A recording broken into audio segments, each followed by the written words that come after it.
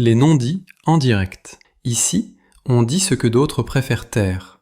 Sans hystérie, sans fioriture. On décortique les déclarations clés, les faits et leurs conséquences, clairement, point par point, pour comprendre ce qui se passe et où ça mène. Si ce format vous plaît, abonnez-vous dès maintenant, mettez un like et laissez votre avis en commentaire. Votre opinion compte. Salut tout le monde. Aujourd'hui, c'est mercredi le 4 mars 2026 et notre cher ami et frère Scott Rader est avec nous. Bienvenue de retour, Scott. Merci d'avoir eu confiance en moi. Commencez. Veuillez liker notre vidéo pour nous aider à atteindre plus de personnes. Et Scott, permettez-moi de commencer par ce que Pete a dit. Exet a dit lors de son briefing aujourd'hui. Voici ce qu'il a dit. Je me tiens devant vous aujourd'hui avec un message indubitable concernant l'opération Tempête épique. L'Amérique gagne de manière décisive, dévastante et sans pitié. Ouais. Quelle est ta compréhension de à qui s'adresse-t-il? Parle-t-il aux médias, au Parti démocrate? Parle-t-il aux les gens dans la région, en Asie du Proche-Orient? Qui est le public? Je ne sais pas. Je pense que tout le monde. Enfin, c'est un homme qui, vous savez, Theodore Roosevelt a dit un jour, parlons doucement, mais portons une grande canne. Pete Hegseth est un homme qui crie très fort pour impressionner tout le monde en disant qu'on a une grosse canne. Mais vous savez, il faut toujours rappeler à tout le monde combien on est grand, méchant et important, pour rappeler à tout le monde à quel point nous sommes grands, méchants et importants. Peut-être que nous ne sommes pas aussi grands, méchants et importants que nous le pensons. Pensons que nous en sommes. Donc je pense qu'il y a beaucoup de vantardises ici pour cacher le fait que nous sommes dans la panade. Et il fait de son mieux pour distraire les gens d'aller trop loin dans l'examen des faits, dans le fait que l'Iran a l'initiative stratégique. C'est les États-Unis qui repensent leur plan, réévaluer ses plans tous les 24 heures, pas l'Iran. Et c'est Pete Hegseth qui doit se mettre en avant. Scott, généralement, ces 2 derniers jours, nous avons vu les Iraniens attaquer le quartier général ou certains bureaux de la CIA dans la région. Et comment voyez-vous cette stratégie de la part des Iraniens? Parce qu'ils ont commencé par ce coup de drone iranien, mais ce n'est pas seulement ça. Le raid aérien effectué sur l'entrepôt d'armement américain en Irak. Comment voyez-vous la façon dont l'Iran agit? Il ne vise pas seulement Israël, il est concentré dans la région, dans les États arabes du Golfe Persien et aux alentours de l'Iran. Quelle est leur stratégie? Je pense que la stratégie de l'Iran est d'exiler définitivement les États-Unis du Moyen-Orient. Ils attaquent les installations militaires. Ils attaquent les missions diplomatiques. Ils attaquent les centres de renseignement. Ils attaquent les nations qui accueillent ces groupes. Donc, je pense que l'Iran met en place les conditions pour un conflit futur, terminaison du conflit, qui sera lorsque l'Iran cessera ses attaques, quand ces nations chasseront les États-Unis de leur sol. États-Unis de leur sol. Ouais. Et aujourd'hui, j'ai parlé avec Leif Marouf, qui est à Beyrouth. Il a dit que Hezbollah attaquait et qu'ils estiment qu'il n'existe aucun système de défense aérienne, vous voyez? Et tout ce qu'ils envoient arrive en Israël sans aucun problème. Quelle est votre compréhension et comment voyez-vous les intercepteurs en Israël actuellement? Eh bien, vous savez, ce qu'on vit actuellement est une continuation de la guerre de 12 jours. On sait qu'à la fin de cette guerre de 12 jours, ni Israël, ni les États-Unis, ni les deux ensemble n'avaient de solution face à la menace des missiles balistiques iraniens. La guerre, ni Israël, ni les États-Unis, ni les deux ensemble, agissant ensemble, n'avaient pas de solution à la menace des missiles balistiques iraniens. Et que se déroule aujourd'hui alors que les Iraniens lancent des attaques qui pénètrent les défenses et causant des dommages sérieux à Israël. Nous voyons maintenant Hezbollah s'engager dans... Je ne sais pas quelles sont les spécificités des armements utilisés par le Hezbollah, à quel point ils sont sophistiqués. Il est très difficile de faire une évaluation, sauf pour souligner que les roquettes de Hezbollah frappent le sol israélien. Le sol israélien, ce qui implique que les Israéliens ne parviennent pas à se défendre efficacement contre la menace de Hezbollah. Je ne peux pas attendre de voir ce qui va se passer. Quand les forces d'Ansarallah entrent en jeu et commencent à tirer des missiles et des drones. Je pense qu'on fait face à un conflit où des hypothèses avaient été faites sur l'efficacité des défenses aériennes qui s'étaient révélées fausses. Et cela va nécessiter un réajustement continu des plans de guerre, dans les plans de guerre d'Israël et des États-Unis, ainsi que de leurs alliés arabes du Golfe. De leur côté, l'Iran continue simplement à faire ce qu'il fait, comme une action préconçue de pression sur un large spectre exercé sur Israël, les États-Unis et la région des pays arabes du Golfe. Les 2 systèmes THAAD ont été, d'après ce que les Iraniens en parlent, détruits. Et les États-Unis apportent le système de défense provenant de Corée du Sud. Et sont-ce des nouveaux ou ont-ils besoin? car ce ne sont pas seulement les systèmes de défense aérienne, il faut aussi avoir les intercepteurs. On les intercepteurs pour ça. Comment voyez-vous cette idée de rassembler tout ce qu'ils ont en Corée du Sud et d'autres pays de la région pour défendre Israël, alors que tout le monde sait dans la région que l'attention des États-Unis est de défendre Israël, pas ces États arabes qui subissent la pression, qui sont frappés par des missiles iraniens? En fait, ce n'est pas seulement les États arabes du Golfe qui commencent à comprendre qu'ils sont au deuxième violon par rapport à Israël. Je pense que l'Ukraine commence à comprendre ça. Et je pense aussi que la Corée du Sud, le Japon et Taïwan commencent à comprendre cela. Comprenant ça, vous savez, les États-Unis ont promulgué une posture géopolitique. Dans la doctrine de sécurité nationale et de défense publiée en novembre qui parlait de établir une supériorité militaire conventionnelle sur la Chine dans le Pacifique comme une sorte de concept fondamental de la manière dont nous allons aborder nos interactions avec le monde. Vous ne pouvez pas avoir un avantage considérable lorsque l'un des menaces chinoises connues est les menaces. Les menaces venues de la Corée du Nord sont des menaces de missiles balistiques. Et le système le plus efficace que les États-Unis possèdent pour contrer les missiles balistiques. Missiles en théâtre et le THAAD. Et maintenant, le THAAD qui a été déployé en... Le THAAD est en train d'être retiré de la Corée du Sud. Que cela dit-il aux Coréens du Sud, surtout après que les États-Unis ont passé tant de temps à mettre en place ce nouveau système? Une alliance tripartite entre la Corée du Sud, le Japon et les États-Unis. État qui inclut des éléments liés à la guerre nucléaire, par exemple, la planification de la guerre nucléaire conjointe, etc. Confrontation avec la Corée du Nord, en supposant que les États-Unis seraient là pour les soutenir. Confrontation avec la Corée du Nord, sur l'assumption que les États-Unis étaient là pour les soutenir. Eh bien, je suppose que vous ne pouvez plus faire cette supposition. Nous savons maintenant que les États-Unis vendraient n'importe qui pour Israël. Et en tant qu'Américain, je veux dire, vous savez, je suis toujours été critique envers Israël. Pas tout le temps. Mais récemment, surtout depuis le 7 octobre, j'ai été très critique d'Israël. J'ai désigné Israël comme une menace. Mais vous savez, je laissais toujours ouverte la possibilité que ce soit juste Netanyahou, que si vous pouvez changer le gouvernement en Israël, peut-être que tu peux changer ta trajectoire.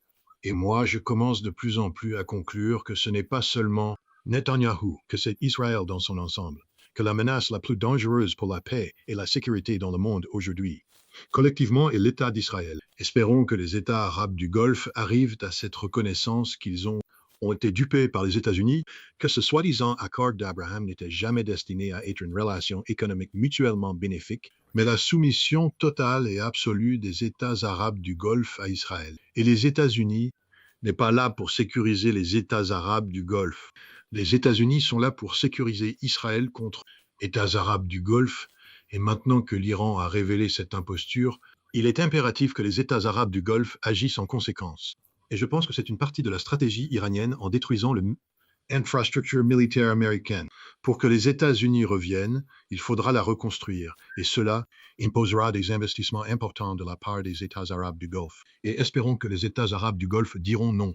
Nous n'avons aucun intérêt à rebâtissez, restez, partez, ne revenez pas. Et maintenant que la CIA retire ses ressources de la région, il ne devrait pas non plus être autorisé à revenir. Et ceci est simplement un constat que le Moyen-Orient est infecté par un cancer qui est la posture américano-israélienne et que ce cancer doit être extirpé.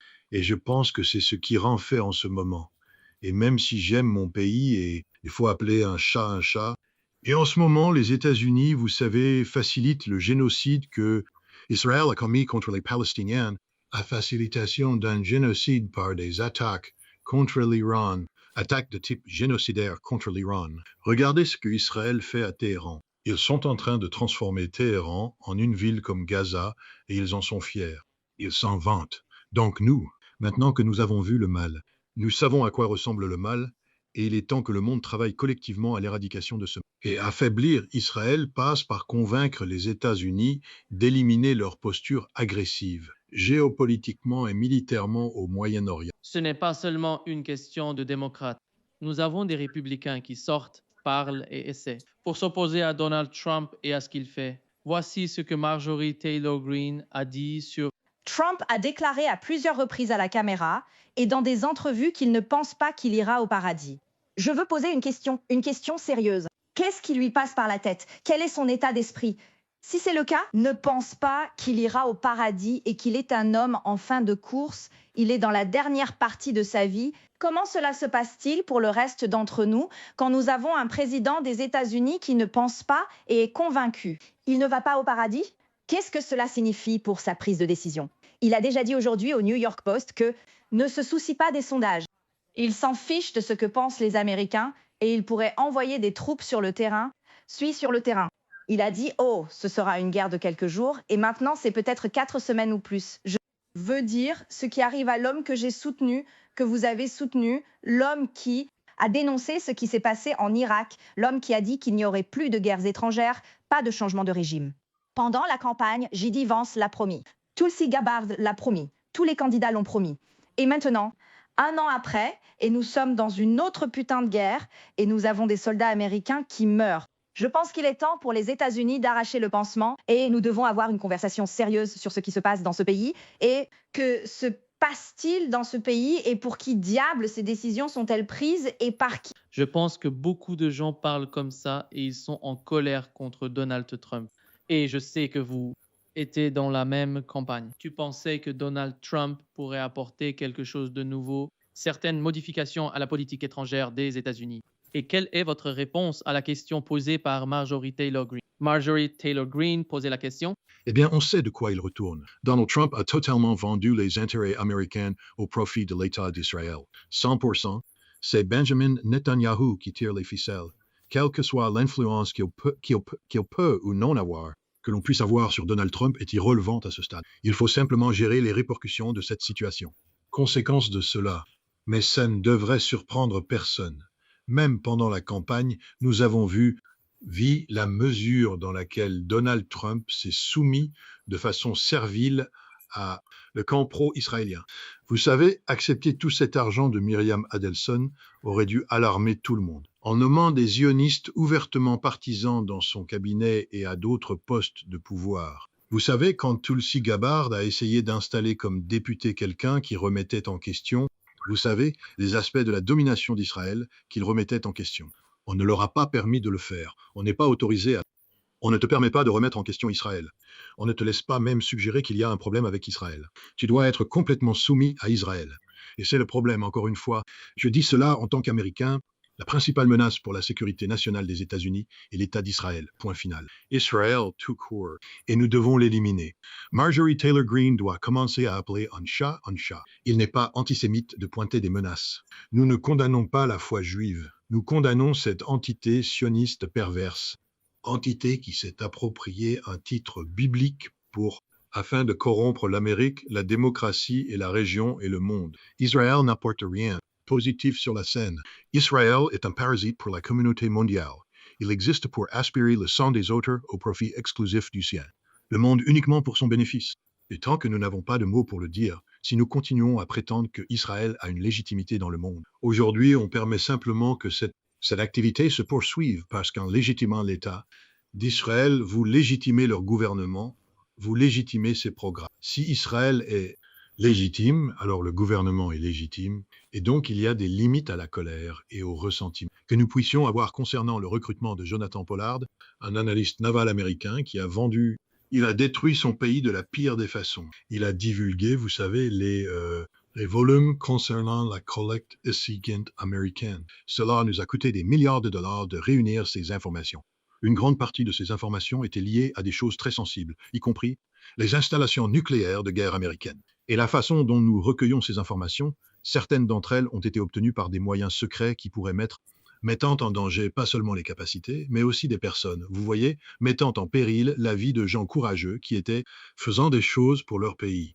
Jonathan Pollard a vendu ça à Israël, puis Israël s'est débarrassé de ça en le vendant à fait sortir des Juifs de l'ex-Union soviétique. Donc, vous savez, l'idée qu'il le faisait pour Israël est juste absurde. Il était faisant cela dans le cadre d'une initiative mondiale. Vous savez, une entreprise sioniste qui est préjudiciable non seulement à la sécurité américaine, mais la paix et la sécurité mondiale. Il faut en parler ouvertement. Si vous ne le faites pas aujourd'hui, c'est honteux, parce qu'on sait ce qui se passe. On n'est pas autorisé à le dire, mais il est temps de le pointer clairement. Cela inclut aussi de remettre en question les États arabes du Golfe. Je veux dire, quand est-ce que la population des États arabes du Golfe va réaliser que leurs monarchies les ont vendus à l'État d'Israël, sont devenues complètement soumises à la volonté d'Israël? Je veux dire, mon Dieu, vous savez, le peuple palestinien subit un génocide et les États du Golfe sont silencieux. Maintenant, on sait pourquoi, car ils sont complices actifs avec le gouvernement israélien et la conduite de ce génocide. Et maintenant, ils transforment cela. Comportement génocidaire envers d'autres populations arabes au Liban et maintenant envers la population iranienne. Il faut simplement le pointer du doigt. Et s'ils ne parviennent pas à le faire, ils doivent être éliminés. Et donc, oui, j'encourage activement inciter les populations des monarchies arabes du Golfe à se révolter et à renverser leur régime corrompu, parce que on ne vous sert pas. Ils vous ont abandonné, tout comme les États-Unis les ont abandonnés. Peut-être que la lumière s'est éteinte et qu'ils se rendent compte, alors qu'ils sont là à supplier pour plus d'intercepteurs que nous ne leur donnons pas, parce que nous les donnons soit à nos forces qui protègent Israël, soit directement à Israël. Forces protégeant Israël ou directement à Israël, que tous les engagements que nous avons pris au cours des dernières décennies, selon lesquels nous serions leur bouclier, remontant au décret Carter de 1970. Nous sommes le bouclier qui vous protégera.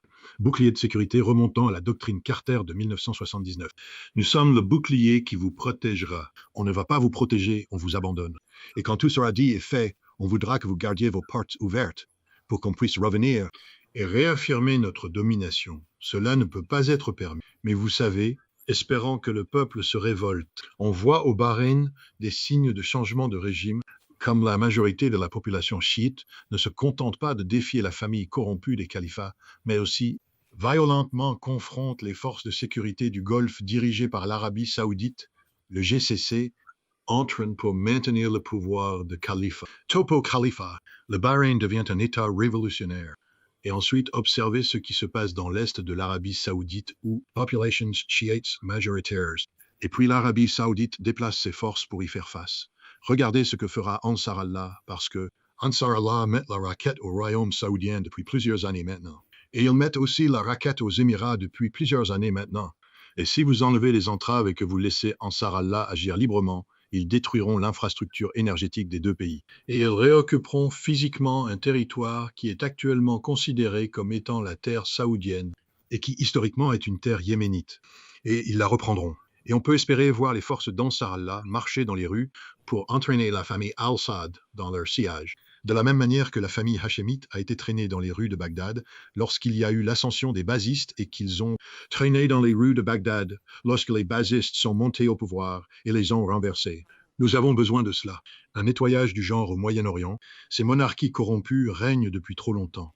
Elles ne sont tout simplement que un résidu du colonialisme britannique précédent. Et puis les États-Unis ont pris le relais, guidant leur continuation néocoloniale. Et ils ont trahi leur peuple. Ces gens n'ont pas de principe, pour quoi que ce soit. Ils ne sont pas très religieux, vous savez. Dès qu'ils quittent leur pays, ils prennent l'avion. Dès qu'ils sortent de la zone aérienne, ils boivent de l'alcool. Sortiment, selon les normes occidentales, ils vont à Paris, ils vont à Londres, et ils se comportent avec ostentation. Ce qui est d'accord si vous êtes quelqu'un en Occident qui a adopté ce mode de vie. Mais si vous prétendez être pieux, personne pieuse, et vous en faites le pilier de votre projection d'image dans votre pays, pour vous rendre compte que lorsque vous partez, vous agissez différemment, vous êtes simplement un hypocrite. La réalité des États arabes du Golfe, c'est 100% d'hypocrisie, 100% du temps. Et cette hypocrisie est revenue les hanter. Comment sont-ils puissants sur le plan militaire s'ils décident de rejoindre les États-Unis? Car beaucoup de gens dans la péninsule arabique se demandent, on commence à être en colère, les Émirats arabes unis parlent, on commence à s'énerver, on va... J'espère qu'ils deviennent vraiment en colère. J'espère qu'ils tapent du pied et deviennent cramoisis. L'Arabie saoudite essaie de vaincre Ansar Allah depuis 2014 et ils ne l'ont pas fait. Ansar Allah. Les Émirats arabes unis ont rejoint l'Arabie saoudite pour essayer de vaincre les Ansar Allah depuis 2015 peut-être. N'en est pas fait et ne peut pas le faire. Émirats arabes unis, leur armée est à 85% composée de mercenaires. Alors, tu veux dire que tu vas me dire à quoi l'UAE va correspondre? Le Pakistan principalement. Ils viennent du Pakistan, de l'Inde et du Bangladesh. Le problème, c'est qu'ils ne sont pas des mercenaires émiratis. Ce sont des citoyens. Les citoyens émiratis sont gras, pâles, avec des mains et une peau douce. Efféminés parce qu'ils ne savent pas se battre. Parce qu'ils ne veulent pas se battre. Ils laissent d'autres personnes se battre à leur place. Je veux dire, on trouve quelques jeunes gens gâtés qui ont ce style de vie. Ils vont à la salle de sport, ils courent, et ils ont une musculature parfaite, traînent au gymnase et ils courent et ont des traits sculptés. Mais mettez-les dans un ring contre un gamin du Bronx et on l'écrabouillera parce qu'un gamin du Bronx peut encaisser des coups, mais encaisser des coups toute sa vie. Leur garde du corps pakistanaise arrive et les bat jusqu'à ce qu'ils soient KO. Les gardes du corps pakistanais arrivent et battent les gens à coup sûr. C'est la réalité de l'ensemble de ces Arabes des Émirats. Il n'y en a pas un seul qui mesure à quelques degrés que ce soit d'ombritude. Ils se cachent derrière l'argent. Ils achètent leur façon d'échapper à tout. J'ai dit ça au major général Matt Caulfield il y a, en août, je pense, de la liste de 1990. J'ai été appelé, j'étais en train d'être sorti de l'école des opérations amphibies. École pour être envoyé dans une cellule de planification spéciale que la marine des États-Unis met en place pour élaborer des options d'opérations amphibies, options, et Matt Caulfield voulait savoir pourquoi, car je suis un capitaine entrant dans une compagnie de colonels, et il se demandait pourquoi on me recommandait. Recommandé par certaines personnes, et il a voulu savoir pourquoi il recommandait un capitaine. Eh bien, vous savez ce que peut savoir un capitaine, et il a commencé à me poser des questions, et au final, j'ai dit « Monsieur, nous sommes il » m'a demandé « En quoi avez-vous foi ?» Moi. Il a dit que les Irakiens sont travailleurs. Je veux dire, quand vous voulez creuser un fossé en Irak, les Irakiens creusent le fossé. Quand vous voulez que quelque chose se fasse, les Irakiens le font. Vous allez au Koweït et ils sous-traitent parce que ils sont juste gras, obèses, riches et pervers. On devrait combattre les mauvais Arabes. On devrait combattre les Koweïtiens. Vous combattez les Koweïtiens, on combat les Saoudiens. Et lui, il me dit, pourquoi est-ce que je veux que tu sois sur ce projet? Je lui ai dit, vous m'avez posé une question. J'ai répondu à votre question, mais si vous me commandez de planifier une opération militaire, je vais planifier cette opération militaire. C'est mon travail. Mission, c'est mon devoir. Mais mon devoir est de vous dire des mensonges pour vous complimenter. Mon devoir bleu est de répondre honnêtement et précisément à la question que vous... Comme cette réponse. Et donc j'ai ourdi une guerre contre l'Irak, sachant tout le temps que nous combattons les mauvais Arabes, parce que les Irakiens sont bien plus hommes que tout État arabe du Golfe n'en verra jamais. Les États arabes du Golfe ne savent pas se battre, ne veulent pas se battre, ne peuvent pas se battre. J'étais dans un hôtel à Riyad, avant le début de la guerre. On prenait nos repas là-bas. On travaillait au niveau du bunker du bâtiment du ministère de la Défense. Sous-sol du bâtiment du ministère de la Défense. Donc on allait de l'autre côté de la rue et ils avaient cet hôtel. Je pense qu'il s'agissait d'un Sheraton, qui avait un bon buffet. Nous étions assis là et les Saoudiens payaient pour tout parce qu'ils avaient beaucoup d'argent. J'avais passé la journée à examiner les listes de cibles et tout ce qui concernait le conflit pour lequel nous préparions à combattre. Libérer le Koweït de l'occupation irakienne. Et au même buffet se trouvait une bande de princes koweïtiens qui s'étaient réfugiés en Arabie Saoudite et on les a entendus parler. Ils étaient assis là à discuter avec leurs hôtes saoudiennes. Et ils ont dit, vous savez, ces Américains sont nos mercenaires, on les paye pour. Venez ici et libérez notre pays. Et le lieutenant-colonel avec qui j'étais m'a littéralement ordonné de quitter la pièce, parce qu'il voyait que j'allais. Je me levais pour aller là-bas et je comptais lui mettre une raclée, le réduire en bouillie. Je ne suis personne d'autre que mon propre maître. Je ne prends des ordres que de ma chaîne de commandement légitime. C'était profondément insultant. Mais le problème, c'est qu'il pense comme ça. Et c'est ainsi qu'il voit personne comme leur égal. Il ne voit personne comme un partenaire. Vous êtes un serviteur payé. Quand ils sortent leur portefeuille et commencent à mettre de l'argent sur la table et que vous acceptez cet argent, ils pensent vous posséder. Et en fait, c'est le cas. Sauf qu'ils découvrent maintenant qu'ils ont été utilisés tout ce temps, qu'ils nous offrent des repas gratuits, des chambres d'hôtel gratuites et tout le reste, et ils achètent nos biens. Au final, tout ce qu'ils sont bons pour, c'est de faciliter le désir de leurs maîtres israéliens, pour promouvoir un Israël plus vaste. Que pensez-vous des accords d'Abraham? Ce n'est pas pour une collectivité, le développement économique. Ce n'est pas à propos de relations mutuellement bénéfiques. C'est à se soumettre aux intérêts d'un grand Israël, 100%. C'est tout ce qu'ils font. C'est tout ce qu'il s'agit. Et c'est ce qu'ils ont fait. C'est ce que ces pervers, gras, pâles, femmes-lettet, les dirigeants non-hommes de ces nations ont fait. Et je vais dire, je suis simplement fatigué. Nous devons commencer à pointer du doigt. On ne peut pas résoudre un problème tant qu'on ne l'a pas défini correctement. Et donc, si on continue à faire comme si l'Arabie Saoudite est une puissance militaire quand ce n'est pas le cas, Ansar Allah peut vaincre Saad, et j'en prie, s'il m'écoute, marchez sur Riyad. Débarrassez-vous de cette famille ridicule des Al-Saoud qui n'est arrivée au pouvoir que parce qu'un groupe de Wahhabites a fait du chantage aux tribus bédouines dans les années 1920 et 1930. Bande de Wahhabites qui couraient en montant des chameaux et intimidaient d'autres tribus bédouines dans les années 1920 et 1930. C'est tout, il n'y a aucune légitimité ici. Ils n'ont aucun mandat de Dieu, ils ont simplement été une tribu à l'extérieur qui avait meilleur conducteur de chameaux que les autres. C'est la même chose pour le reste. Les Émirats, Les Britanniques les ont installés. Les Britanniques ont installé tout le monde. C'est la législation coloniale. Il n'y a aucune légitimité. Ils n'ont aucun mandat du peuple. Il n'y a pas de démocratie. Et puis, ils ont eu de la chance parce qu'ils étaient installés sur des réserves importantes d'hydrocarbures qui les ont rendus plus riches, qu'ils n'auraient pu l'imaginer. Mais l'argent ne confère pas de légitimité. L'argent ne fait qu'enrichir les gens. La légitimité doit venir de défendre quelque chose, se battre pour quelque chose. Ils ne se battent pas pour la démocratie. Ils ne se battent pas pour la liberté. Ils ne se battent pas pour la justice. Ils sont simplement riches. C'est tout. Et ils croient qu'ils peuvent s'asseoir là et utiliser leur contrôle des États-Unis pour contrôler l'Iran. Mais il s'est avéré que ce sont les États-Unis qui les contrôlaient et les utilisaient au profit d'Israël. Et cette vérité est maintenant apparue. Cette vérité a été mise en lumière par l'Iran en plein jour. C'est l'un des plus grands cadeaux que l'Iran a offert à la région et au monde. Monde, en mettant tout en jeu, le monde va maintenant découvrir quel type de... Ils verront le soutien que le peuple iranien apporte à leur pays. Et ils verront également que les États-Unis utilisent depuis des décennies les pays arabes du Golfe au profit d'Israël. Et ils vont voir ce que sont vraiment les vrais projets d'Israël, qu'Israël ne représente rien de plus qu'un État génocidaire coincé dans un petit morceau de territoire, avec des références bibliques sans importance. Je veux dire, jetez la Bible et qu'avez-vous? Rien. Ainsi, la Bible est ce que ces sionistes abusent aujourd'hui pour prétendre qu'ils ont légitimité, qu'ils sont le peuple élu, que l'Israël d'aujourd'hui fait partie d'une tradition de 3000 ans. C'est ce que, bien sûr, les chrétiens sionistes croient, Mike Huckabee et Ted Cruz et les autres, et nous révélons la perversité de leurs pensées, l'illégitimité de leurs pensées. Donc, cette guerre, dans bien des aspects, c'est un moment tragique, et j'aimerais que ce ne soit jamais arrivé. Mais maintenant qu'il est là, autant l'embrasser. Les conséquences et en parler comme nous le voyons. Ce n'est pas le moment de se taire, ce n'est pas le moment de continuer à cacher la vérité. Il est temps d'être honnête sans tabou sur tout. Si vous êtes là-bas et que vous voulez être pro-Israël, dites-le. Sois honnête à son sujet. Soyez honnête. Parce que les gens en ont marre des mensonges. Ils en ont marre des mensonges. Il est temps qu'on ait la vérité. Et si l'Amérique veut vraiment devenir une nation qui a abandonné son statut de république constitutionnelle et veut fonctionner comme rien, d'autre qu'un groupe de moutons sous le joug d'une personnalité culte, que rien de plus qu'un troupeau d'agneaux soumis à un culte de la personnalité au service des intérêts d'Israël illimités. D'accord.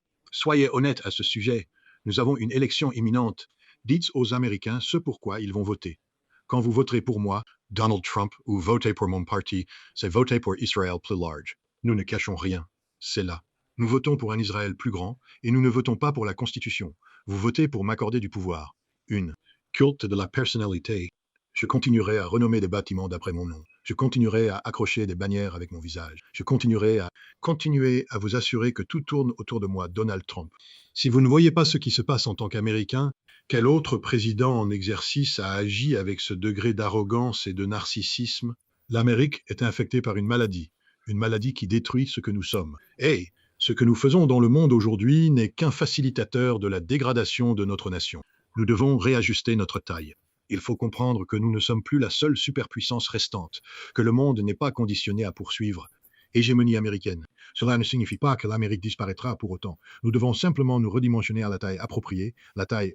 Nous devrions être une nation de 340 millions de personnes avec les ressources naturelles que nous possédons. Mais cela signifie que nous devons apprendre à vivre en tant qu'égaux avec la Russie, avec la Chine, avec l'Inde, avec les autres. Mais nous ne pouvons pas vivre comme des égaux avec la Russie, la Chine, l'Inde et les autres. Mais nous ne pouvons pas vivre comme des égaux. Nous sommes les plus arrogants au monde après les Israéliens. Et nous sommes soumis aux Israéliens. Donc voilà. Scott, aujourd'hui, Pete Hegseth a été demandé s'il allait mettre des troupes sous terre d'Iran et ils n'ont pas répondu à la question. Ils ont dit qu'ils ne répondraient pas. Et ceci est l'une des principales questions qui préoccupent notre auditoire en ce moment. Ils veulent savoir ce que vous en pensez. L'autre point important, c'est qu'il circule de nombreuses rumeurs selon lesquelles des groupes syriens, notamment des membres de l'ISIS et des Kurdes, seraient censés se réfugier sous terre. Les Kurdes vont aller sous terre. Quelle est votre compréhension de ce genre de choses? Rumeurs et certaines idées selon lesquelles ils pensent pouvoir déployer des troupes sur le terrain. Sur le terrain, il ne semble pas que l'administration Trump soit prête à faire ça. Eh bien, tu te souviens que je t'ai dit qu'on m'avait sorti de l'école des opérations amphibies pour rejoindre un état-major de planification au sein de la communauté du corps des Marines. Pour planifier des opérations amphibies, c'était en septembre 1990. Les États-Unis étaient en train de déployer plus de 700 000 soldats dans la région pour mener une guerre contre l'Irak. y compris des centaines de milliers de troupes terrestres et de combattants blindés, plusieurs divisions d'effectifs. Processus de déplacement de 700 000 soldats et plus dans la région pour combattre une guerre contre l'Irak, y compris des centaines de milliers d'infanterie terrestre, des troupes de combat terrestres, plusieurs divisions d'effectifs. À l'époque, on était prêt à faire ça, vous savez, parce qu'on avait tout un tas de troupes en Europe qu'on pouvait utiliser. Et le transfert au Moyen-Orient. Les Marines avaient du matériel sur des navires, des équipements pour plusieurs brigades, soit environ la valeur d'une division et plus. Et on pouvait débarquer ces navires dans les ports, puis faire venir des Marines en avion. Ils se joindraient aux équipements et nous pourrions continuer. C'était la guerre froide où nous étions prêts pour déplacer des centaines de milliers d'hommes sur un simple signal. En fait, l'ensemble de l'option de renfort pour l'Allemagne, basée sur la notion qu'on aurait 300 000 soldats en Allemagne de l'Ouest, et dans les 10 jours suivants, on pourrait renforcer cette force avec 50 000 soldats. On était prêt à déployer 250 000 soldats en 10 jours. Aujourd'hui, si nous voulons envoyer une brigade lourde en Europe, dans le cadre du renforcement des troupes par rotation, il faut 6 mois d'avertissement pour que ce groupe soit prêt à se déplacer. Donc, ils doivent faire plein de choses pour se préparer. Se préparer à partir. Ensuite, ils doivent charger leur matériel sur des trains, le transporter jusqu'aux navires, le charger sur les navires, sur des navires naviguer avec ces navires à travers la mer, décharger leur cargaison. Et cela se fait dans un port amical. Ils déchargent à le port de... Maintenant, imaginez si on prend la même brigade et qu'on la transporte en Iran. Cela va leur prendre 6 mois pour les mettre en place. S'ils veulent accélérer le processus, bonne chance, car ils ne sont pas prêts. Mais maintenant, ils montent à bord de leur navire et ils commencent à partir. Quel port vont-ils décharger leur cargaison? Parce que, rappelle-toi, il faut qu'on aille en Iran. Avec l'Irak, on a pu débarquer au Koweït et en Arabie Saoudite, puis déplacer nos troupes et les concentrer. Les aligner le long de la ligne de contact et mener une opération terrestre. Guerre, comment allons-nous faire? Allons-nous débarquer en l'Arabie Saoudite? Les Saoudiens sont-ils prêts à accueillir des centaines de milliers d'Américains, les provinces occidentales près de la Mecque et Médine? Et ensuite, comment allons-nous les déplacer, les positionner au Koweït? Parce qu'on ne peut pas, nous ne pouvons plus les amener en Koweït. Le détroit d'Ormuz est fermé. Les navires seront coulés dès qu'ils entreront. Au moment où nous commencerons à débarquer, les missiles iraniens frapperont le port, détruisant les navires et tuant les troupes. Des missiles vont commencer à bombarder le port, faire exploser les navires, tuer les troupes, détruire la logistique. Donc on ne peut pas faire ça. On ne peut pas les faire venir en avion parce que tous les champs de lancement sont sous attaque. Et une fois qu'on les a fait descendre de l'avion, où on les met? Dans un gigantesque camp qui dit « explosez-moi ». M'explose? Non. Donc, nous avons 2 options. Nous pouvons atterrir en Arabie Saoudite occidentale ou atterrir en Jordanie par Israël. Et ensuite renforcer nos forces en Jordanie, puis passer par l'Irak. Logistiquement, ce sera un cauchemar, mais on peut le faire. On devra se déplacer pour atteindre la frontière irako-iranienne, où nous aurons ensuite à traverser. As-tu regardé une carte de l'Iran? Avez-vous vu les chaînes de montagnes qui séparent l'Iran et l'Irak de Téhéran, la capitale, ou de... Donc, ce n'est pas une plaine plate comme en Allemagne, où on peut rouler droit sans obstacle. Nous traverserons des territoires montagneux où les Iraniens se sont préparés depuis des décennies pour nous recevoir et nous détruire, et ainsi, nous avons cette option. Cela nous prendrait 9 mois, plus d'1 an et demi pour mettre en place les forces capables de mener à bien une telle opération. Ou bien on pourrait demander aux Marines de faire une prise de port. On s'entraînait pour ça. En 1985, j'ai même aidé à rédiger le plan pour la prise de Chabahar et Bandar Abbas. Et réellement aidé à rédiger le plan pour la prise de Chabahar et Bandar Abbas. Je suis très familiarisé avec ce qu'était l'intelligence à l'époque, ce que nous aurions besoin de faire, comment déployer les troupes. Mais nous avions une marine prête à le faire, comme c'était le cas avant. On n'est plus équipé pour faire ça aujourd'hui. Comment on fait pour obtenir? Vous savez, il faudrait utiliser au moins 3 brigades pour le coup d'assaut initial. Comment fait-on pour embarquer 3 brigades sur des navires? Je ne pense pas que ce soit possible aujourd'hui. Mais s'il le fallait, comment les amener près des côtes iraniennes sans être coulés? C'est un problème que, lorsqu'il est devenu commandant il y a quelques années, le général Berger a dit « Nous ne pouvons pas remplir notre mission, car nous sommes liés aux opérations amphibies traditionnelles, des opérations qui mettent 1000 marines sur un grand navire. Et pour faire descendre ces marines du bateau, il faut le rapprocher de la côte et il se fait couler. Alors comment faisons-nous ça?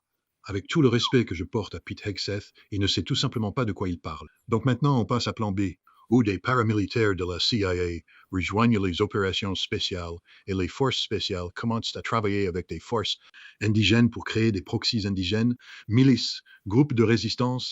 Je veux dire, c'est juste du discours fou, délirant. vers le plan B où les paramilitaires de la CIA rejoignent les opérations spéciales et les forces spéciales commencent à travailler avec forces indigènes pour créer des proxies locaux, milices, groupes de résistance, etc., etc. On sait qu'ils existent. On a l'armée de libération des Balouches opérant depuis le Pakistan. La CIA a une longue histoire de collaboration avec eux. Nous avons les Kurdes. Nous travaillons avec eux depuis toujours. On a aussi les Azéris et les Alaouites qui pourraient entrer en jeu. Je pense que tu es familier avec les Alors, peuple situé dans la région kurde, mais distincte des Kurdes. On a aussi les Afghans, on a aussi les Mehi, ils sont toujours là. Bien que je ne pense pas que le peuple iranien se lèvera et s'unira autour d'MK, ils sont très bons pour être utilisés pour détruire des choses, utilisés pour désactiver, faire sauter et détruire des choses. Et on a les monarchistes qui peuvent toujours hisser un drapeau, crier dans la communauté et puis s'enfuir. Fuir. Donc, maintenant, la décision a été prise d'armer les Kurdes. Je ne sais pas. Es-tu familiarisé avec l'histoire kurde? Il n'est jamais une bonne idée d'armer les Kurdes, parce que deux choses se produisent toujours. Les Kurdes perdent et ensuite ils sont trahis et abandonnés. Eh bien, mais l'autre chose, c'est que oui, on peut entrer en Irak du Nord et mobiliser les Kurdes. Que va faire la Turquie? Asseyez-vous et partez, c'est une bonne idée. Pourquoi ne pas mettre les Kurdes en colère en leur faisant croire qu'il y aura un Kurdistan indépendant et libre? Parce que ça n'a jamais d'effet néfaste sur la Turquie. On n'a pas une partie importante de territoire que les Kurdes ont remporté aussi. C'est pourquoi la Turquie intervient avec une telle dureté, tant en Irak du Nord qu'en Turquie ne va pas laisser. Les États-Unis viennent armer 10 000, 20 000 Kurdes et leur dire d'avancer et de prendre le contrôle. Cela ne va tout simplement pas se produire. D'ailleurs, je pense que les Iraniens sont déjà sur le coup et qu'ils lancent déjà des frappes préventives dans Suleymaniya et d'autres zones, vous savez, pour désagréger ces groupes kurdes alors qu'ils se forment. Mais encore une fois, les Kurdes vont être mal lotis. Coup du sort malheureux, ils n'ont pas de chance. Je ne voudrais pas être un Kurde parce qu'ils vont simplement être utilisés, abusés et massacrés à nouveau. Fondamentalement, nous n'avons aucune option, aucune. N'ont aucun choix, aucun. Maintenant, si la CIA et Hegseth ainsi que tout le monde s'étaient assis avec des vrais experts et organisé une discussion de panel, ils auraient su cela dès le début, en discutant avec des vrais experts sur l'Iran. Vous savez, c'est drôle. Certains des grands conseillers là-bas sont des gars qui ont servi dans la Task Force. 17, oh, JSOC, bébé Delta Force. Ces gars-là sont bons. Ils ont de gros muscles et ils sont vraiment bons pour sauter en hélicoptère et courir dans les bâtiments pour tuer des gens. Vous savez, eh bien, hurrah Delta, mais ils étaient chargés de mener cette guerre secrète contre la First Quds de Qasem Soleimani en Irak. Et tout ce tralala. Donc vous avez ces types-là, des types à gros coups et peu intelligents. Certains d'entre eux assez malins pour avoir appris le farsi. Et maintenant, ce sont eux qui se présentent comme des experts. Ces gens disent que le peuple iranien veut être renversé, qu'ils haïssent la régence, qu'ils détestent le régime, que eux-mêmes. Donc on a des perdants de la Delta Force, des durs à cuire qui n'ont jamais gagné une guerre, une grosse aile clouée sur leur front. Ils ont probablement été battus en Afghanistan. Ils sont venus et se sont fait rouler dessus en Irak du Sud. Et puis, ils sont rentrés chez eux et ont commencé à réfléchir à leur pertinence dans le monde. Alors ils se sont mis à se vendre comme des experts régionaux, vous savez. Experts en la matière est un terme qu'ils affectionnent utiliser. Et ils sont simplement ignorants. S'ils sont allés en Iran, c'est parce qu'ils y ont atterri une nuit pour infiltrer quelqu'un ou l'exfiltrer, pour planter un dispositif ou pour faire quelque chose. Mais ils n'ont pas erré dans les rues de Téhéran en interagissant avec les gens iraniens en parlaient avec eux. Ils n'ont pas été à Kashan. Ils n'ont pas été dans les endroits qui explosent. Ils ne sont pas allés à... Ils n'ont certainement pas rencontré les familles des enfants d'école massacrés par les bombes. Ces gens ne connaissent rien sur l'Iran. Rien sur l'Iran. Pourtant, eux, ils disent, non, il suffit de tuer Ali Khamenei et le système s'effondre. Mais s'ils avaient parlé à des experts réels, ils auraient su que tuer Ali Khamenei ne ferait qu'affermir le système, que cela leur exploserait à la... C'est exactement ce qui s'est passé. On a réussi à obtenir, enfin, le président Trump. Félicitations. Bien joué, mon pote. Parce que tu as fait ce que tu voulais faire. Tu voulais que le peuple iranien se révolte et prenne son destin en main. Et c'est ce qu'ils ont fait. Ils se sont révoltés. Ils ont dit, nous soutenons le gouvernement. Nous soutenons Martyr Ali Khamenei. Nous soutenons le nouveau guide suprême, fils d'Ali Khamenei, Mohsen, je crois que c'est son nom. Le nom est... Je pourrais le prononcer mal, mais c'est mon travail, donc excuse, mais nous sommes tellement éloignés de la réalité. Nous ne respectons rien. Nous traitons les Iraniens comme s'ils étaient une bande de salopes, des sauvages, des Arabes du désert, ou tout autre terme dégradant que nous pouvons utiliser pour décrire les gens du Moyen-Orient. au lieu d'un des peuples les plus cultivés, raffinés et dignes que le monde ait jamais connus, avec une histoire qui remonte à des milliers d'années. Chevaliers de dromadaire, sales arabes, sales sauvages du désert, ou tout autre terme dégradant que nous avons utilisé par le passé pour décrire les gens.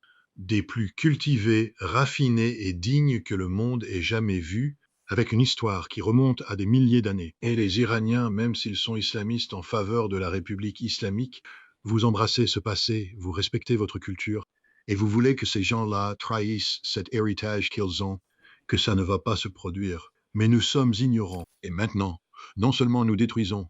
Histoire. J'ai entendu des histoires. J'espère seulement que ce n'est pas vrai. Mais j'ai entendu des histoires à propos d'explosions. Vous savez, à Téhéran, on fait exploser certains des anciens Qajars. Et encore, je risque de mal prononcer ça. Ça pourrait s'appeler autrement. Différemment, mais vous savez de quoi je parle. Environ, c'est bien. Ta prononciation est... Bon, je suis en sécurité. Vous savez, il y avait une période où j'essayais de prononcer Badamandeb, et je me trompais tout le temps. J'essayais de prononcer Badamandeb, et je me suis complètement planté, à plusieurs reprises. Et quelqu'un a créé un mème vraiment génial qui me montrait ça. Et ils disent « Oh !» Et finalement, je me suis dit, et il y a tout un groupe qui applaudit, vous voyez? Je m'y essaie vraiment. Mais la dynastie Qajar, l'art, histoire, la culture là-bas. Quand je suis allé en Iran, tu sais, j'étais accompagné par un garde révolutionnaire, garde qui m'escortait. Mais il m'a emmené dans ces endroits et il était émerveillé par la beauté de... Vous savez, ils vénèrent leur histoire. Et je pense qu'on l'a détruite. Je pense qu'on est en train de détruire des endroits à Isfahan. On est en train de détruire des endroits. En Shiraz, nous détruisons des endroits à Kachan. Ce que nous faisons en Iran est un génocide culturel. Mais on s'en fiche parce qu'on n'a aucune compréhension de qui sont les Iraniens et appréciation de ce qu'ils sont. On ne connaît pas leur histoire encore. Et tout ce qu'on fait, c'est s'allier avec le pays, qui est pleinement capable de commettre un génocide contre une nation de 90 millions de personnes, comme ils l'ont fait en commettant un génocide contre une population de 3 millions à Gaza. Scott, quand il nous envoie un texto avec le calendrier de la guerre, et il parle de 4 jours, puis de 4 semaines, et maintenant, je ne sais pas combien de temps ça prend. Me rappelle, je ne sais pas si tu as vu la vidéo comparant Rumsfeld à Pete Hegseth aujourd'hui. La même chose, il semble qu'il parle de la même sorte d'idée quand il s'agit de... Il ne semble pas que Pete Hegseth, puisqu'il faisait partie de ceux qui étaient au Moyen-Orient, ait dit qu'il était là-bas. Vous savez comment était la guerre, mais il ne se souvient plus de quoi était la mentalité qui l'a amené au Moyen-Orient, à cette guerre qui était simplement la présidence de Bush, que les gens autour du président Bush qu'ils pensaient qu'il pourrait en venir à bout rapidement, ce qui n'a pas été le cas. Ici, compare les deux, Rumsfeld et Pete Hegseth. Je ne peux pas te dire si l'utilisation de la force en Irak aujourd'hui serait ces 5 derniers jours ou ces 5 dernières semaines ou ces 5 derniers mois, mais cela ne va certainement pas durer plus longtemps que ça. Le président Trump a toute latitude pour agir. Pour parler du temps qu'il pourrait prendre. 4 semaines, 2 semaines, 6 semaines. Cela pourrait être plus rapide.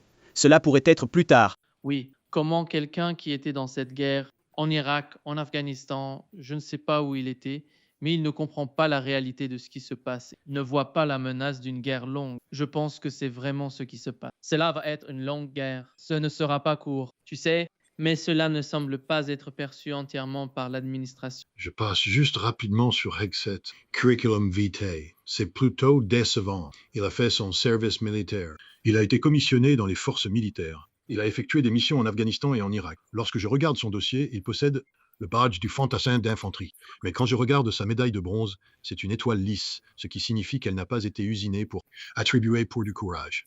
Donc, c'est un homme qui, vous savez, à l'époque, il distribuait des récompenses à tout va, droit et gauche sans discernement pour tout le monde déployé. C'est un homme qui n'a pas vu de vrai combat. Il ne sait pas ce que c'est, le vrai combat. Et ce n'est pas un homme qui est jamais parvenu à une position importante, de position d'autorité. Il n'a jamais commandé de troupes au sein d'une unité de niveau bataillon ou supérieur. Que lorsqu'il commence à dire, vous savez, j'ai été là, j'ai fait ça, là j'y suis allé. Nous devons également juger Pete Hegseth selon ses propres mots. Si vous en souvenez, lorsqu'il a adressé 800 généraux et amiraux américains, généraux et amiraux à Quantico en octobre 2025, je crois l'année dernière, il a défini ce qu'il considérait être l'idéal de la norme militaire et a essentiellement dit que c'était 1993, un capitaine de grade O3 ou un sergent-chef d'échelon E6. Eh bien, devine quoi, Pete? Devine qui était capitaine en 1993. Moi. Je suis l'idéal. Je suis ce que vous n'avez jamais été et ne serez jamais. Je suis le type qui a vraiment formé pendant la période la plus intense de la guerre froide, quand l'armée américaine était vraiment la meilleure armée du monde. Je suis quelqu'un qui a été formé dans l'éthos approprié du service militaire, celui qui repose sur la Constitution. La Constitution est fondée sur un professionnalisme absolu dans tout ce que nous faisons. C'est avant la politisation. Pre-woke, pre-divé, pre-tout. C'était quand les hommes étaient vraiment des hommes. Et les sergents-chefs avec qui j'ai travaillé étaient pareils. Je suis tout ce que tu seras jamais. Moi, vous êtes un fichu amateur, rien que ça. Et ce que vous êtes, c'est un amateur amer. Vous êtes quelqu'un qui souhaite être quelque chose qu'il ne sera jamais. Et donc se donne des airs d'être cette personne plutôt que d'être le secrétaire à la défense. Donc, Pete Hegseth n'est qu'une blague ambulante. Il n'est pas qualifié pour le poste qu'il occupe. Et encore une fois, il est temps d'être honnête. Nous devons simplement commencer à pointer ces choses du doigt. On ne peut pas faire comme si Pete Hegseth est qualifié pour faire ce qu'il fait. Car tant que nous faisons comme s'il en était ainsi, c'est acceptable pour lui de rester là et montre ce genre d'incertitude. Mon Dieu, est-ce que vous avez un plan de guerre ou non, Pete? C'est simple. Question, oui ou non? Un plan de guerre ou pas? Parce que vous semblez inventer ça tous les jours. Vous réveillez demain et tout a changé. Et maintenant vous donnez une conférence de presse où vous changez les paramètres. Si vous alliez mettre des troupes sur le terrain, vous auriez dû y penser il y a 9 mois. Et elles devraient être en train de se déployer maintenant au lieu de discuter encore de parler au lieu de parler maintenant des possibilités. Et quel président ne sait pas ce qu'il fait? Vous savez, Cheney était... Mais vous oubliez que Cheney était le secrétaire à la défense pendant la guerre du Golfe et l'opération Tempête du désert. Il sait ce que cela signifie de déplacer des troupes. On oublie aussi qu'avant que Dick Cheney ne devienne trop politisé en tant que secrétaire à la défense, il a mis les freins et est allé jusqu'à Bagdad à la fin de la guerre du Golfe. Après avoir écrabouillé l'armée irakienne, sur le champ de bataille, il y avait des gens qui disaient qu'il fallait en finir et aller jusqu'à Bagdad. Et Cheney a dit non. Il a dit parce que si on le casse, c'est à nous. Si on l'occupe, il faut qu'on assume ça. Et on n'est pas prêt pour ça. On n'a pas de plan pour... Dick Cheney comprenait. Il faut avoir un plan qui a été bien réfléchi, conçu avec l'avis d'experts. Maintenant, il a oublié tout ça avant que nous ne déclarions la guerre en Irak. Et vous voyez les résultats. Nous, installés à la guerre en Irak avec un plan incomplet, on n'avait pas de plan pour réussir. Et on ne savait pas ce qu'on faisait. On s'est retrouvé à occuper le pays, avec un commissaire. Vous savez quel était son nom? Paul. Je ne me souviens plus de son nom maintenant. Mais le type qui dirigeait le pays, vous savez, il a tout simplement dissous l'armée irakienne. Et la situation en Irak se dégrade jusqu'à ce que, dans le chaos et la guerre sectaire anarchiste et tout ce qui va avec, on se retrouve coincé au milieu, et le reste, c'est l'histoire. On a cassé le système, on a été obligé de partir. On a été chassé. Je ne sais pas ce que Hegseth se pense en faire, car nous sommes allés à la guerre avec un plan médiocre destiné à satisfaire Israël étendu. Israël rit jusqu'au coffre-fort. Il ne se soucie pas des Américains. Il ne se soucie pas que nous rions. Il ne se soucie que du accomplissement de leur plan d'Israël élargi. Et vous voyez la panique sur leur visage lorsqu'ils... L'esprit d'Hegseth, je veux dire, quand on prend du plaisir à couler un navire qui était parti pour l'Inde, et pour participer à un festival du transport maritime. Donc il avait été promené le long des côtes. Et maintenant il est hors de la côte du Sri Lanka, pas un combattant actif. Combattant en train de rentrer chez lui ou d'aller où qu'il doit aller. Et on envoie un sous-marin. On n'est pas en état de guerre. Quelle autorité juridique avions-nous pour couler ce navire? Le Congrès l'a autorisé. Apparemment, nous avions une autorité juridique, selon le Congrès, pour prévenir une attaque de missiles iraniens contre nous. Mais ce navire est là-bas, et on l'a coulé. Le plus lâche des actes possibles. On ne lui a pas laissé une chance. Le sous-marin n'est pas monté en surface pour demander sa reddition, ou quelque chose dans ce genre, leur envoyer un signal. Ce navire naviguait pas en mode combat, et nous l'avons coulé. Et Pete Hegseth se vante comme s'il s'agissait d'un exemple de supériorité militaire américaine. C'est quelque chose dont on est censé être fier. Non, Pete, on est honteux de toi, et on est honteux de ça. C'est quelque chose que le commandant du navire n'aurait jamais dû faire. Le commandant du sous-marin n'aurait jamais dû couler ce navire. Ce navire ne représentait aucune menace pour qui que ce soit. Et pourquoi l'avons-nous coulé? Parce qu'on peut. Et ne venez pas me dire qu'on est en guerre, car le Congrès refuse de déclarer la guerre. Le Congrès refuse. Le Congrès qualifie cela d'action défensive. Ça c'est ce que Mike Johnson disait. Donc, ce n'est pas vraiment un conflit. On ne s'implique même pas. C'est purement défensif. C'était une action défensive d'envoyer un sous-marin près des côtes du Sri Lanka pour couler un navire. Cela m'a paru assez offensant. Et c'est ce qu'on fait surtout. Je veux dire, c'est une campagne inefficace, qui était basée sur l'idée de l'effondrement du régime. Maintenant que cela a échoué, ils ne savent plus pourquoi ils se battent. Que ça, Ils ne font que détruire des bâtiments. Et c'est tout ce qu'ils font, ils détruisent des bâtiments. Si vous pensez qu'il y a quelque chose à l'intérieur des bâtiments bombardés, vous êtes plus bête que ça. Car tout ce qui a de la valeur a été évacué et caché dans l'un des centaines d'endroits secrets depuis longtemps. Les Iraniens se préparent depuis 2005. Vous savez, remontez dans l'histoire de Firdos, la caverne souterraine où ils ont installé cette capacité d'enrichissement. Capacité n'a pas été construite pour Firdos. Elle a été construite pour cacher des choses. C'est l'un des nombreux sites de cache dans la région qui ont été construits pour vider les usines vides d'équipements de haute valeur. Équipements de production, afin que lorsque des nations comme les États-Unis arrivent et bombardent les bâtiments, elles ne font qu'exploser des blocs de béton. Vous savez dans les bâtiments. Vous savez d'autres structures, mais le matériel de valeur a été déplacé. Alors tout est parti, tout a été déplacé. On ne fait qu'exploser des immeubles vides. On tue beaucoup de civils dans le processus, mais on n'atteint pas grand-chose. Rien. Les Iraniens observent la façon dont les États-Unis mènent la guerre, et je conseillerais à quiconque qui prend au pied de la lettre ce que Peitag a dit, ou n'importe quel militaire américain aujourd'hui, ne le faites pas. Les Iraniens sont des experts en matière d'être iraniens. Ce que je veux dire par là, c'est qu'ils connaissent leur stratégie. Ils observent comment les États-Unis et Israël mènent leurs opérations depuis la guerre du Golfe. Ils comprennent comment les États-Unis et Israël agissent, menant des opérations diverses. Les Iraniens sont très experts dans l'observation des Israéliens opérer, car les Iraniens ont été le premier soutien de Hezbollah, et il y a eu des conseillers iraniens travaillant main dans la main avec Hezbollah. Donc ils savent tout sur la façon dont Israël mène ses opérations au sol. Opérations au sol, opérations aériennes, tout ça. Alors, en préparant cette campagne, est-ce que vous pensez une seconde que les Iraniens auraient pu dire « Comment faisons-nous en sorte que les Américains et les Israéliens dépensent la majorité de leurs ressources ?» Ressources à poursuivre des fantômes? Ou est-ce qu'ils ont dit « On va sortir là-bas et faire ça en se mettant totalement à la merci des Américains et les Israéliens vont être là en train de chercher tout. » Signe est d'intervenir, traînent dans les airs à la recherche de tout indice et interviennent dès qu'ils le trouvent. Et nous allons sacrifier tout simplement pour pouvoir tirer quelques missiles. Missiles, ils nous font courir après des fantômes. Vous savez, quand j'ai lu ce que les Israéliens ont écrit, ils disent qu'ils les ont réduits à 12 lanceurs. À 12 lanceurs. Je me dis vraiment, waouh, vous êtes plutôt pas mal. 12 lanceurs. Attends, temps mort. Salut Marine. Je ne suis pas très doué en maths non plus. Mais est-ce que les Iraniens n'ont pas lancé plus de 12 missiles sur Israël l'autre jour? S'ils n'ont que 12 lanceurs et en même temps n'ont-ils pas tiré des missiles contre les Émirats arabes unis et l'Arabie saoudite? Ça marche, Israël. Je veux dire, vous êtes les plus intelligents sur la planète. Vous êtes le peuple choisi de Dieu, après tout. Alors peut-être que vous avez des mathématiques magiques. Math magique inspirées par Dieu. Mais eux, ils n'ont aucune idée de ce dont ils parlent. Je rappelle aux gens que quand la guerre du Golfe a commencé, nous, a donné à l'Irak exactement un crédit pour 19 lanceurs mobiles. En moins d'une semaine et demie à la guerre, nous avons détruit 64. Maintenant, vous demandez comment cela se passe? Comment passe-t-on de 19 à 64? Et en même temps, les Irakiens étaient en train de lancer des missiles en grande quantité contre lancer des volées de missiles sur Israël et l'Arabie saoudite. Donc, cela signifiait que nous détruisions des choses qui n'étaient pas des lanceurs. Et c'était le problème. Nous étions là-bas en train d'exploser tout ce qui bougeait parce que nous étions tellement obsédés par accomplir quelque chose, animés par le désir d'accomplir quelque chose. Il y avait une telle pression politique. Et je vous le dis franchement, on détruit des choses. On pourrait peut-être obtenir un lanceur de temps en temps.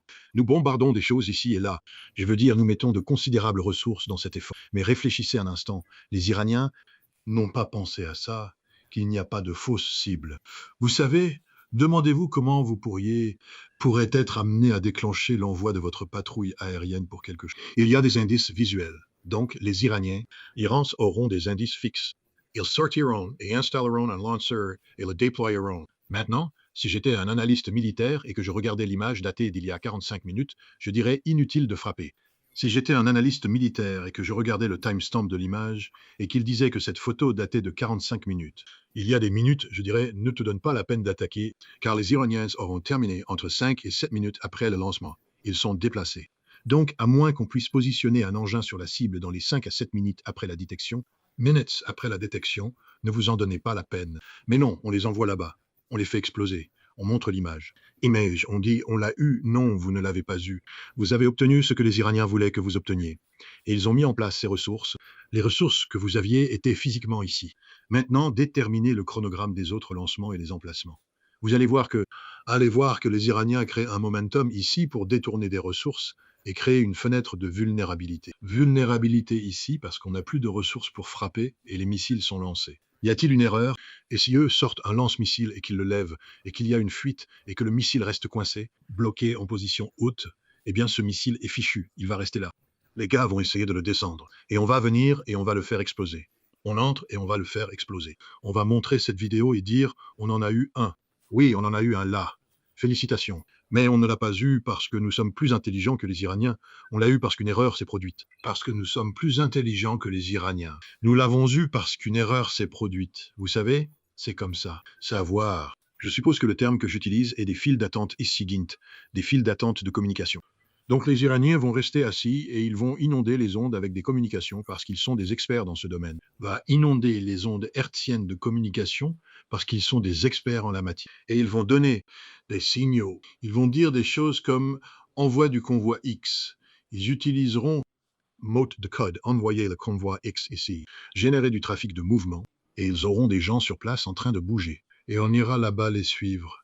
Et eux nous attirent loin du lieu d'où ils lancent. Et finalement, on comprendra ça et on commencera à ne plus répondre. Mais les Iraniens ont un plan. Ils ont un plan qu'ils ont élaboré depuis longtemps, il y a précisément 20 ans.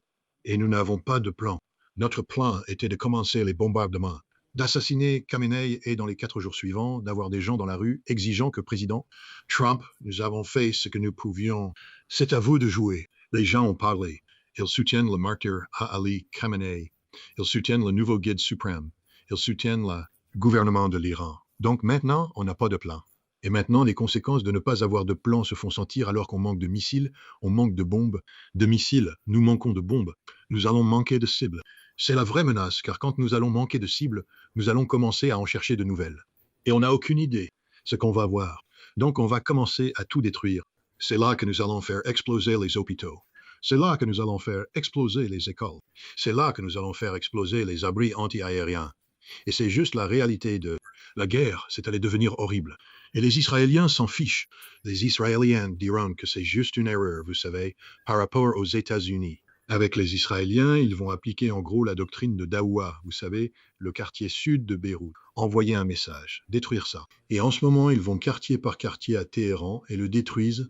Et ils vont tout détruire à Téhéran. D'ici la fin, Téhéran va ressembler à Gaza. Qu'est-ce que tu attendais? Tu vas faire la guerre contre une nation génocidaire. Je veux dire, Israël est une malade génocidaire.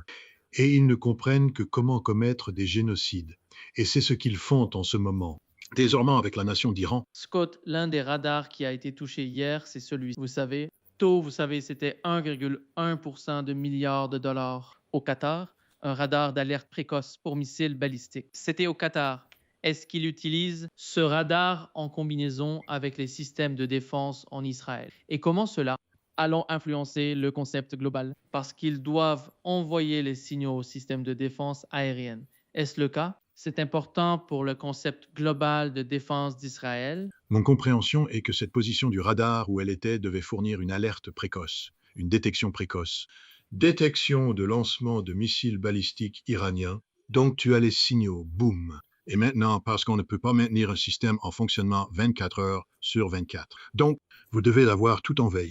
Donc, quand vous recevez un indicateur de lancement, maintenant vous envoyez le signal, vous allez obtenir la vitesse, vous allez obtenir l'azimut, vous pouvez prédire la direction et même, dans certains cas, prédire le point de impact avec ces données SOLS.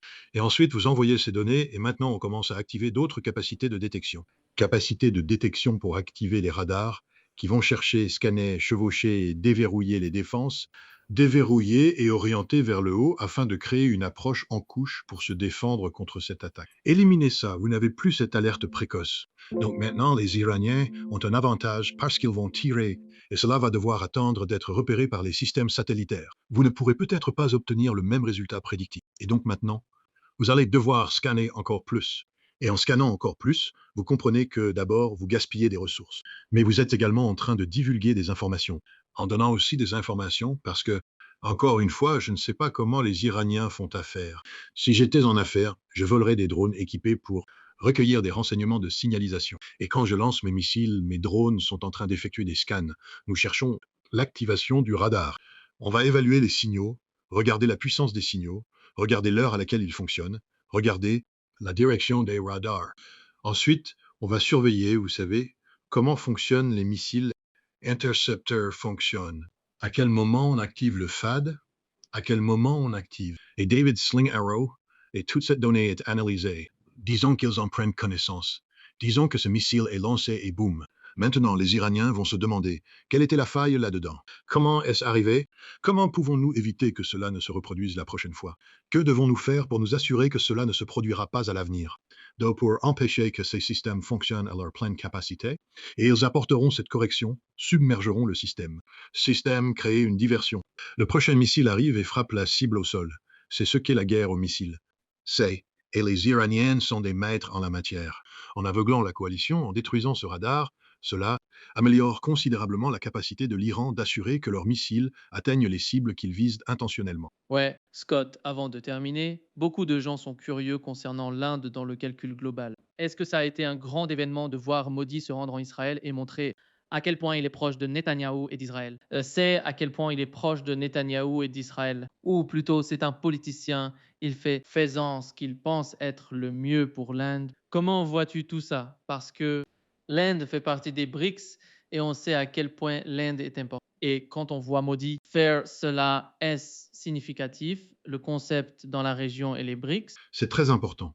Comprends que quand était-ce? Septembre 2023, il y avait la réunion du G20, je pense, en Inde, à Nouvelle-Delhi. Et Joe Biden était président à l'époque. Et il est sorti et s'est mis à côté de Modi. À Modi, et il a annoncé le corridor économique Inde-Moyen-Orient-Europe, cette corridor économique. L'idée était que des biens fabriqués en l'Inde pourraient charger sur un navire conteneur qui est envoyé aux Émirats arabes unis, débarquer, chargé sur un train, transite les Émirats unis, transite l'Arabie saoudite, transite la Jordanie, Méditerranée, chargé dans un porte-conteneur et transporté jusqu'à la Grèce, où il est débarqué dans un port grec, puis apporté en Europe. Méditerranée est débarqué dans un port de Grèce et ensuite apporté en Europe. Donc ici, vous avez ce corridor. Cette initiative est que ces pays travaillent avec Israël. Israël fait partie de... Et l'Inde était un partisan majeur de... C'était ironique, et personne n'a vraiment remarqué ça à l'époque, que le port de Haïfa et le port en Grèce ont été construits avec l'argent des ceintures et chemins de la Chine. Et la plupart des lignes ferroviaires qui étaient censées être utilisées ont été construites avec... Donc le corridor économique indien, moyen-oriental et européen était censé être un compétiteur avec la ceinture et la route chinoise, mais en réalité, il n'a fait qu'y succomber. Je veux dire, c'est encore une fois montrer l'imbécilité des gens. Mais l'Inde a toujours été un promoteur d'un Israël plus large. Et donc, ça ne m'étonne pas que Modi soit allé en Inde. Et le timing est également... Tu sais, je pense que Modi comprenait ce qui allait se passer. Et il était là pour poser la marque d'Inde.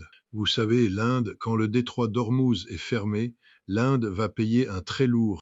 Ils reçoivent une importante partie de leur énergie par le détroit d'Ormuz. Et donc, je pense que c'était un geste politique de la part de Modi pour montrer de quel côté il se trouvait et plaider pour le maintien du détroit ouvert, etc. Déclaration de Modi sur le camp auquel il appartient et qu'il défend. Vous savez, pour maintenir le détroit ouvert et des choses dans ce genre, ouais, on verra. Mais non, l'Inde n'est pas très fiable. L'Inde entretient des relations bilatérales avec la Russie.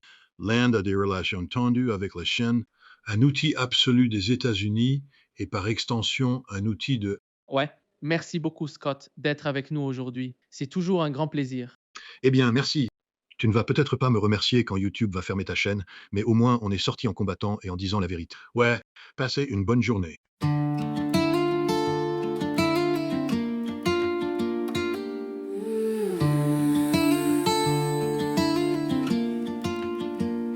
Dans le bruit des écrans, les ombres font la loi. Des titres qui s'allument puis s'éteignent sans voix. On lit entre les lignes, on suit le fil discret. Les mots qu'on n'a pas dit, les gestes qu'on promet. La nuit porte des preuves, des signes à moitié. Un chiffre, une image, un regard détourné. Si tout semble clair, c'est peut-être un décor. Nous on cherche la faille et la vérité dehors.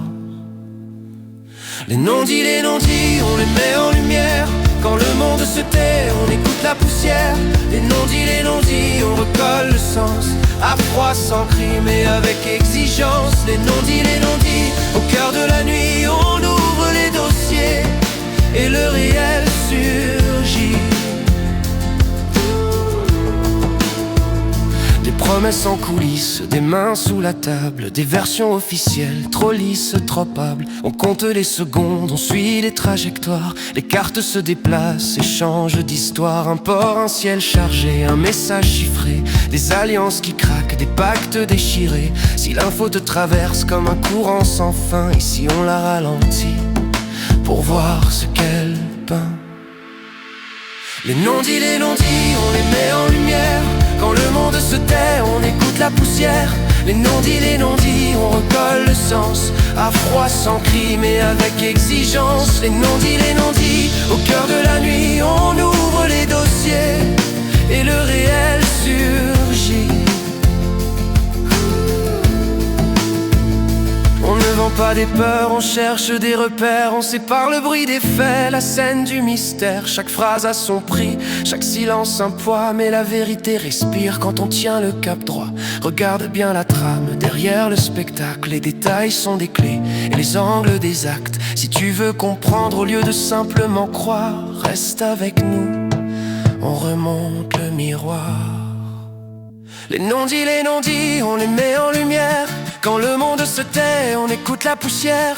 Les non-dits, on recolle le sens. À froid, sans cri, mais avec exigence. Les non-dits, au cœur de la nuit, on ouvre les dossiers et le réel surgit. Les non-dits, on les met en lumière. Quand le monde se tait, on écoute la poussière. Les non-dits, on recolle le sens. À froid, sans cri, mais avec